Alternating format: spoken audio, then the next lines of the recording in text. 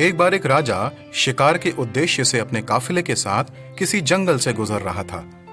दूर दूर तक शिकार नजर नहीं आ रहा था। वे धीरे धीरे घनघोर जंगल में प्रवेश करते गए।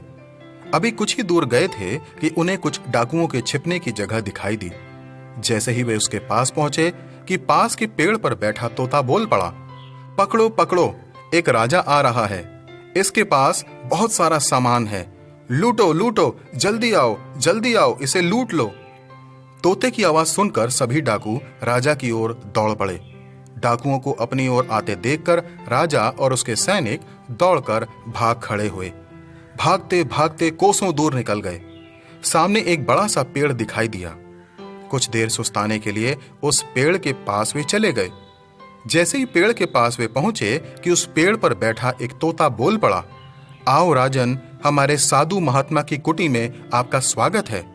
अंदर आइए, पानी पीजिए और विश्राम कीजिए। तोते की इस बात को सुनकर राजा हैरत में पड़ गया और सोचने लगा कि एक ही जाति के दो प्राणियों का व्यवहार इतना अलग अलग कैसे हो सकता है। राजा को कुछ समझ में नहीं आ रहा था। वह तोते की बात मानकर अंदर साधु की कुटिया की ओर चला गया। साधु महात्मा को प्रणाम कर उनके समीप बैठ गया और अपनी सारी कहानी सुनाई और फिर धीरे से पूछा, ऋषिवर, इन दोनों तोतों के व्यवहार में आखिर इतना अंतर क्यों है? साधु महात्मा धैर्य से सारी बातें सुनते हैं और बोलते हैं, ये कुछ नहीं राजन, बस संगति का असर है। डाकुओं के साथ रहकर तोता भी डाकुओं की तरह व्यवहार करने लगा है और उनकी ही भाषा बोलने लगा है।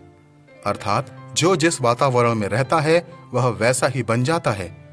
कहने का तात्पर्य यह है कि मूर्ख भी विद्वानों के साथ रहकर विद्वान बन जाता है और अगर विद्वान भी मूर्खों के संगत में रहता है तो उसके अंदर भी मूर्खता आ जाती है। दोस्तों, इसलिए हमें संगति सोच समझ कर करनी चाहिए। बाइबल में लिखा है, धोखा ना खाना, बुरी संगति अच्छे चरित्र को बिगाड़ देती है।